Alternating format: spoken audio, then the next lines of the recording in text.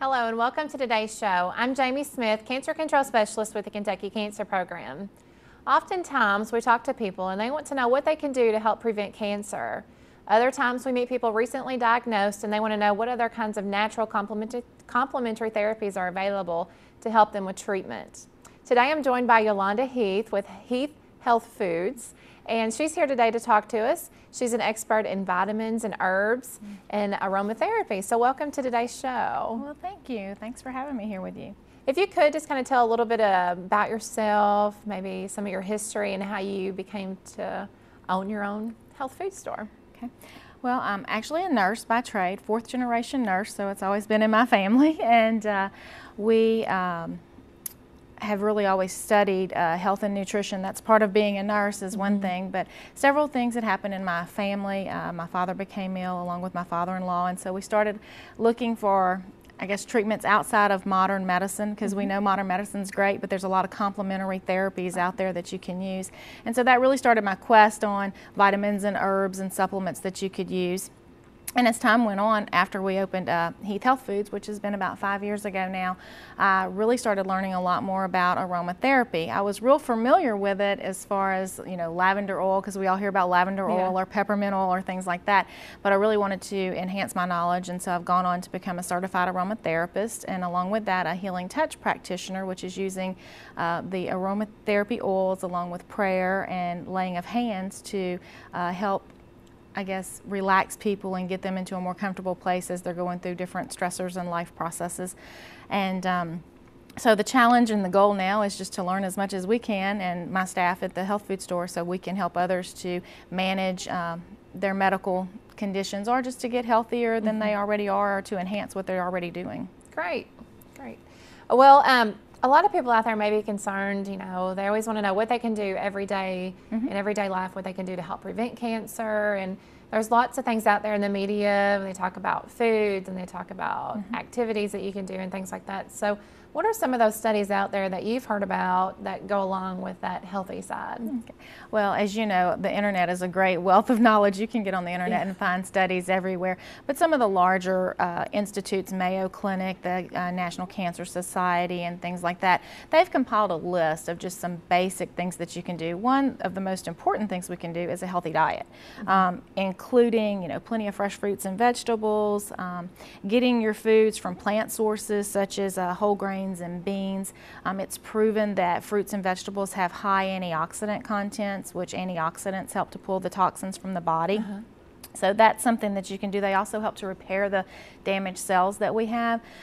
You know, being in charge of, you know, cancer prevention and learning things, that we all have the attributes of cancer cells in our bodies. It's just how do we manage them. So eating the healthy foods, limiting fat, you know, red meats and things like that, to eat less fatty foods is a good way to do things. One we all don't like to hear, but increase our fiber. You know, we see the big push to increase our fiber, but fiber does help to pull toxins from the body as well. Eating more raw foods. We're a fast-paced society. We're always one drive-through away for our next meal, but if you can cook your foods at home or prepare your foods at home, and foods that are minimally processed, our foods have enzymes in those that help to break down the food, and when we're eating foods that are really processed or cooked really intensely, we're losing all the enzymes in our food. So foods that are either raw, you know, grab a couple of celery sticks, or, you know, even fruits and vegetables, you know, your apples and things like that. We like to eat squash and zucchini just cut up raw on our salad. And things like that. So anything that is minimally processed will help. Limit sugars in your diet, especially if you've already been diagnosed with cancer. Studies have proven that cancer feeds on sugar, so limiting the sugar that you intake is a good, you know, good thing to do. Drinking a lot more water, and then of course the one we all dread, you know, physical activity and exercise, which can be fun. Can be fun, and just to kind of maintain a you know, a healthy weight for yourself, you know, and just try to, I guess, basically balance everything that you're doing on a preventative scale to help you to do that.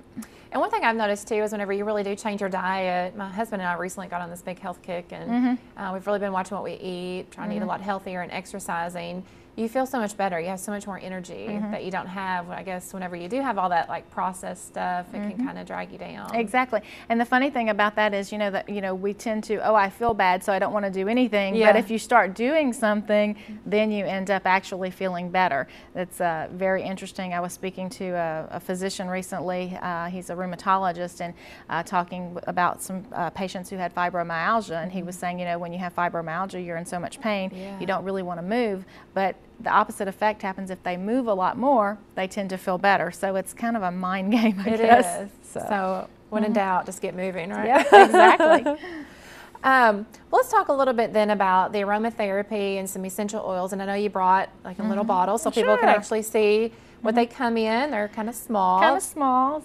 This is orange oil. This is one that has been studied and seen. And so we have different ones. They come in this bottle. It's amazing that they're this small, but they have some of them are pretty pricey. Orange oil happens to be one of the more economical oils that are out there. One of the questions a lot is, well, how do they get those oils? What are they? Well, they're exactly what they say. They are essential oils. They are the lifeblood of the plant or of the fruit. Example, the orange oil, we get the oil from actually the rind. It's cold expressed from the rind of the oil. Some of the different oils that they use, the lavender oil or peppermint oils or different things, they will steam distill the leaves or the plants of the roots. So literally without these oils, the plants would die, so it's essential. It is the essential part of the plant. And the history of this as it goes back, even to Scripture. The Greeks, the Egyptians used these oils to help in preserving the body. It was kind of like today we have our first aid kit. Well, they had, their first aid kit, but it would have included bottles of oils, the myrrh, the frankincense, and things like that. Okay. Well, what are like the basic ones? If someone was interested in essential oils, I mean, you mentioned lavender and peppermint and the orange oil. Are those kind of the basic ones that people start out with, or? I usually tell people if your budget would allow, if you could only have 2 oils, if you would purchase lavender and peppermint, you could pretty much do most any health related things with lavender and peppermint. From a standpoint of dealing with cancer, lavender oil is a great relaxant. It's a great way to help someone who's having maybe insomnia or problems like that. But it is also, in some of the studies, it was actually found in a study that they did to actually kill or destroy some cancer cells in the liver. So they have done an extensive study with lavender, but most of us commonly think, oh, lavender oil, let's relax. All of the things that you see, the baby products now with lavender oil and different things. So it's really, really a good relaxant. It's great for stress. The peppermint oil is excellent on a broad range of things. It's number one, it can help with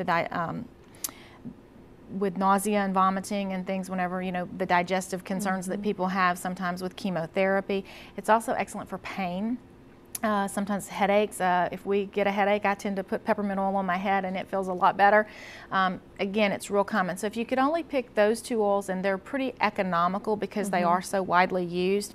But the big thing with essential oils is you do want to be sure you get a therapeutic grade oil if you're going to do therapeutic treatment of yourself.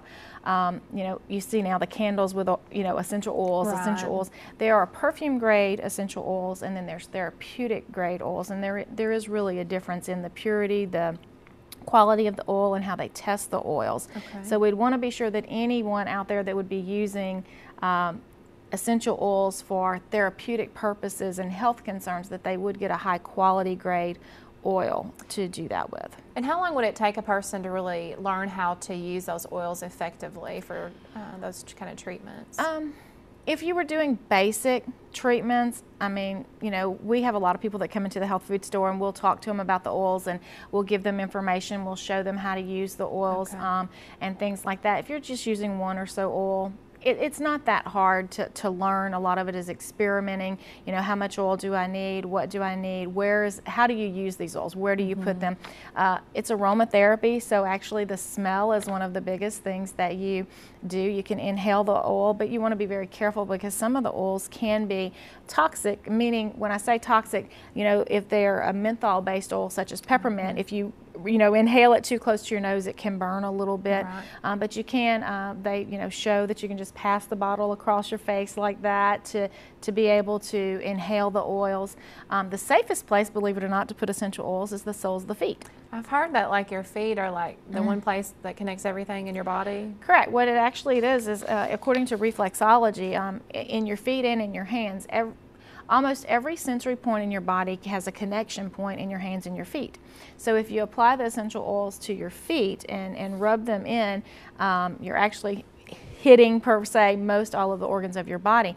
The other interesting thing is if the oil is strong enough, and when I say that, some of the oils do have a more fragrance to them, within about 20 minutes you can taste the oil in your mouth once you've applied it on the bottom of your feet. So that's a kind of interesting thing that happens. But other uses is you can apply the oils directly to the skin.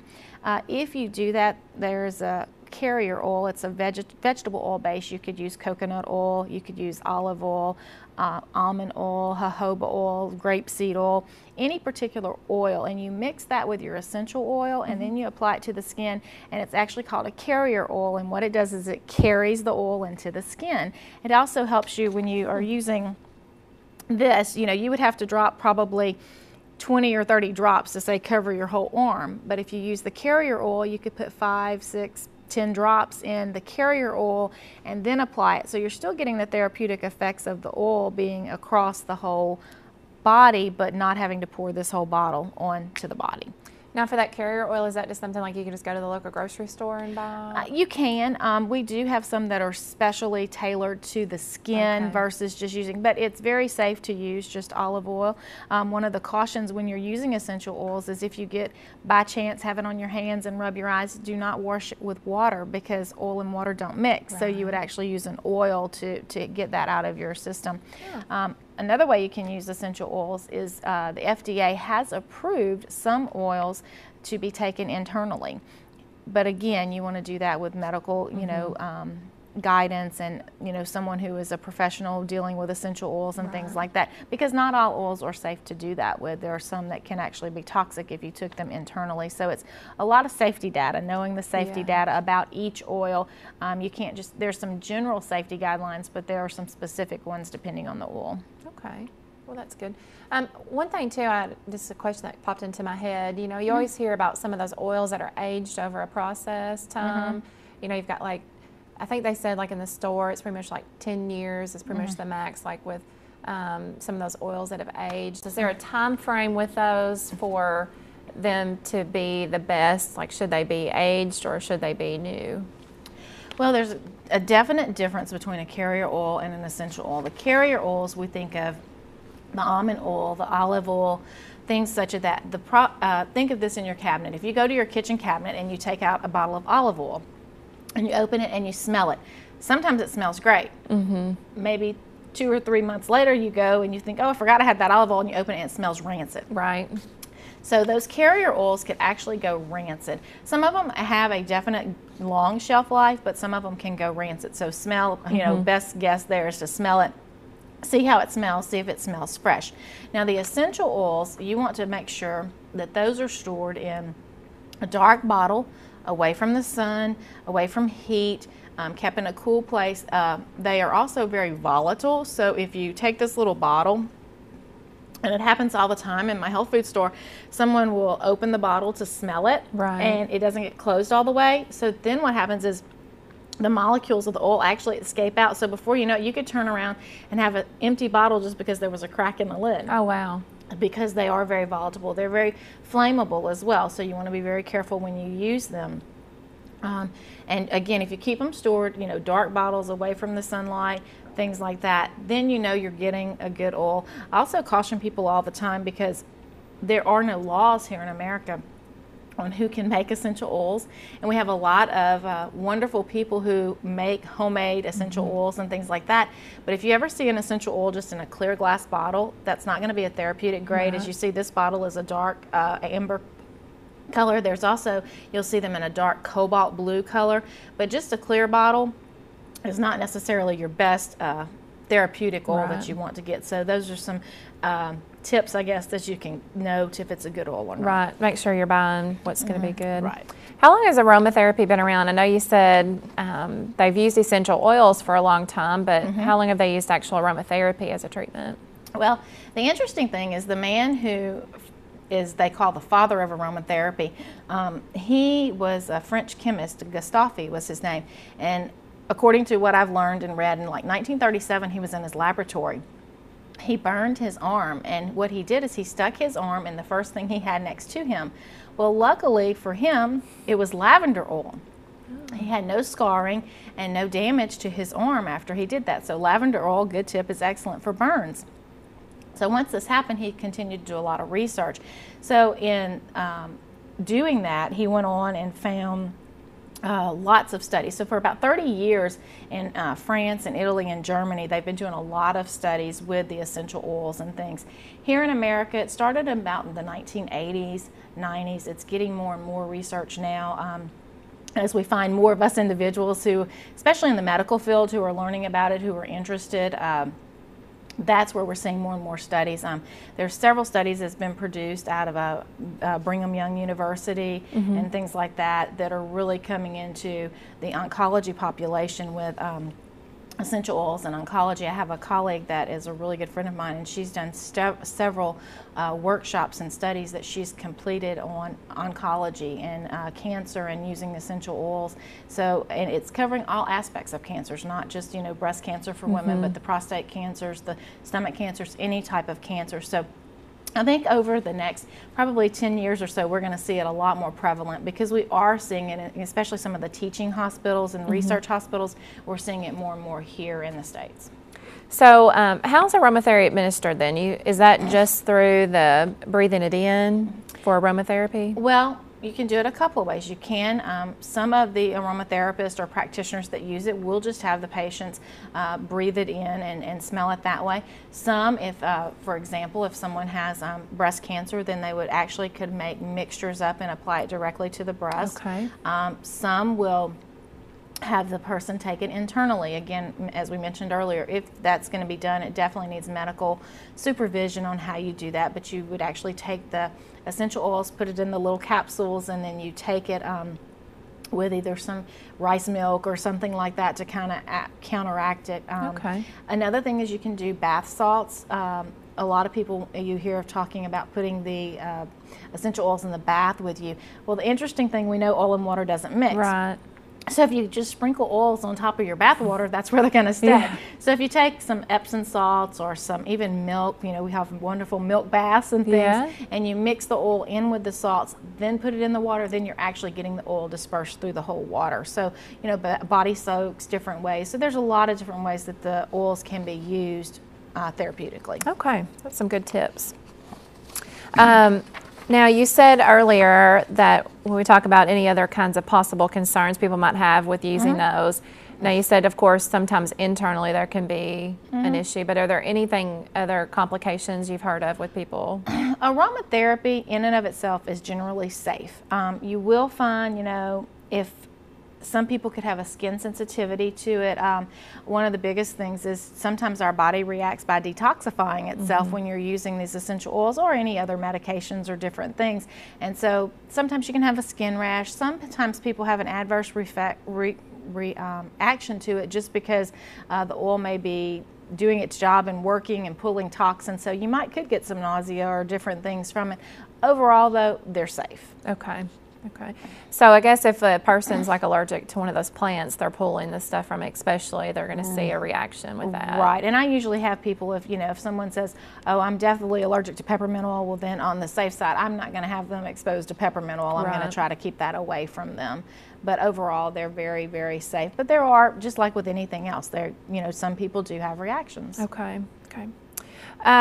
What about any other kind of supplements within the store that you have there that are good to take that could help prevent cancer at all? There's a lot of supplements out there. Yeah. There's always, there's lots of things that you can do. Some of the ones that I usually tend to encourage people to take a supplement that's going to help their whole overall health. One of the biggest ones that you hear a lot about now is the CoQ10 or coenzyme Q10. And what that does is it actually improves the cellular oxygenation oxygenation in your body, and that will help the oxygen levels in the body and things like that. So that's a really good overall health. We see people taking that with cardiovascular issues as well, respiratory issues. Selenium is really good. It is a powerful free radical scavenger. It'll go through the body, and it's a protectant against cancer.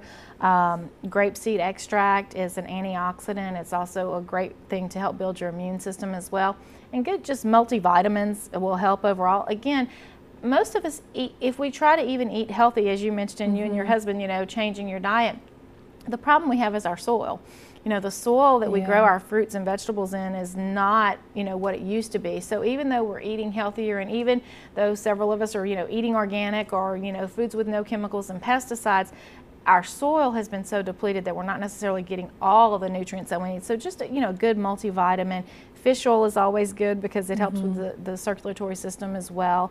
So that's just some basics that you can, take. I mean, there's other things. You honestly could spend lots, hundreds of dollars, but they're just a few basic things that would really help if someone, especially if you have a predisposition because of family history or things like that, and you want to really bump up your immune system. And some people often ask me, what's the difference between, you take a pill. Sometimes people say, well, I've heard that those vitamins don't really digest into your body, and so they ask about the liquid form. So maybe this liquid form's new for a lot of people. So could you kind of explain the liquid form of the vitamins? Sure. Well, a couple of things. I guess with anything, there's excellent companies, there's not such great companies, and things like that. Some companies use only whole food-based supplementation. So when you get into a whole food-based supplementation, and even in a pill form, it tends to take a few more. Like you might have to take 4 vitamins versus that 1 a day, and everybody wants 1 a day pill. Right. But you could be looking at synthetic ingredients. But the reason on the liquids, anything that you put in a liquid form and you take into your body, you have better assimilation, better absorptioncy in the body. So for example, if I, take a sip of a liquid vitamin and put it into my system, it's immediately started. It's, it's going through the mucosa in my, right through my mouth, through my digestive tract. It's getting in my system quicker. My body doesn't have to think about breaking it down, and it's digested much more quickly. However, if I take a pill, first off, I've got to swallow the pill. It's got those enzymes have to rev up to break down that pill. Then it sits in my stomach, and then it goes through the whole process of digestion. So the liquid is just much quicker for you to get the absorptioncy than in a pill form. Okay, so your body's going to absorb it a lot quicker. Correct. For sure.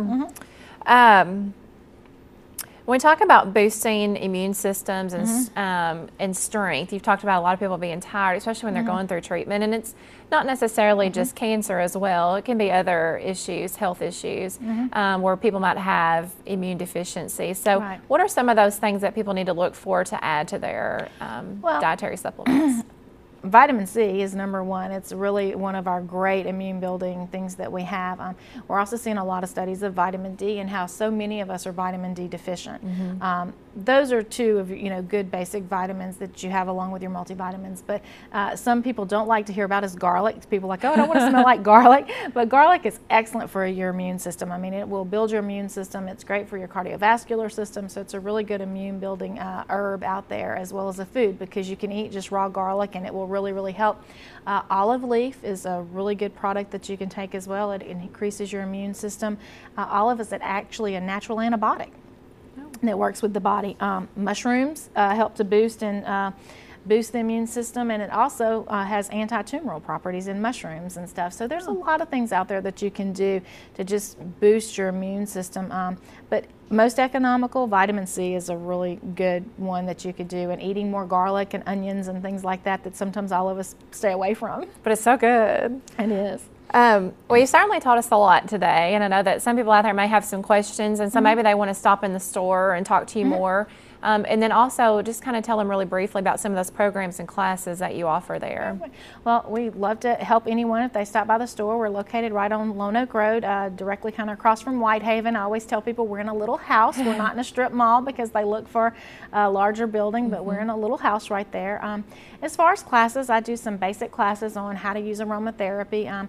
Moving forward, looking at doing some specific classes like essential oils and depression, essential oils and inflammation in the body, different things like that. We'll do classes on how to eat healthy foods or how to lower your cholesterol by eating healthy foods, or lower your blood sugar, how to manage it better and things like that. We've done oils on Bach flower remedies, which is a thing that's out there that people use, or homeopathics. Some of the other things that we do to contribute to the community is we have a wonderful local program that we do. It's called Healing Harvest, locally grown, and it is an initiative to bring local farm fresh fruits and vegetables to our community. And we offer a weekly vegetable basket to people. You sign up and you come in and pick up your weekly vegetable basket, or you can just come in the store and pick up the local fresh fruits and vegetables. And we do that instead of having a big produce section, because it helps the local economy, it helps our local farmers, and then we know exactly where the food's coming from, and that's really, really important to us. So definitely. Well, Yolanda, we've certainly talked about a lot today, but what is probably the one thing that you want the viewers to take from today's show? What I think is really important for people to know is there's the big debate, if you will call it, of complementary therapy or alternative therapies and modern medicine. That's what's called complementary therapy, because it complements what you're doing with your medical professional. Modern medicine is wonderful, and it has so much to offer to people, but there are things that you can do that complement what's already being done. If you're going to do any of those things, be sure you're open and honest with your doctors, because they can't help you if you're doing things on the side that they don't know about. There are herbal interactions with medications, so I always ask people if they come into the store, bring a list of medications, because we certainly wouldn't want to recommend an herb that would interfere with their medications. Educate yourself. Don't just take someone's word for it, and always don't believe because your family member does it and it worked for them that it'll work for you, because everybody's body is different. So just educate yourself, talk to someone who is experienced, and it is workable. You can do it, and just make sure that you know what you're doing when you start doing it. Thank you so much. You've been a pleasure to talk to today. And if you could just tell everybody your phone number there at the store if they have any questions. Our phone number is 270-534-4977. Thank you. Thank you. And thank you for joining us today. And we hope that you learned something new today, and perhaps you can stop by the store and learn more about aromatherapy, essential oils, and vitamins as well. Thanks for joining us today. And if you have any questions about today's show, please feel free to call us at the office at 442-1310. Thanks for joining us.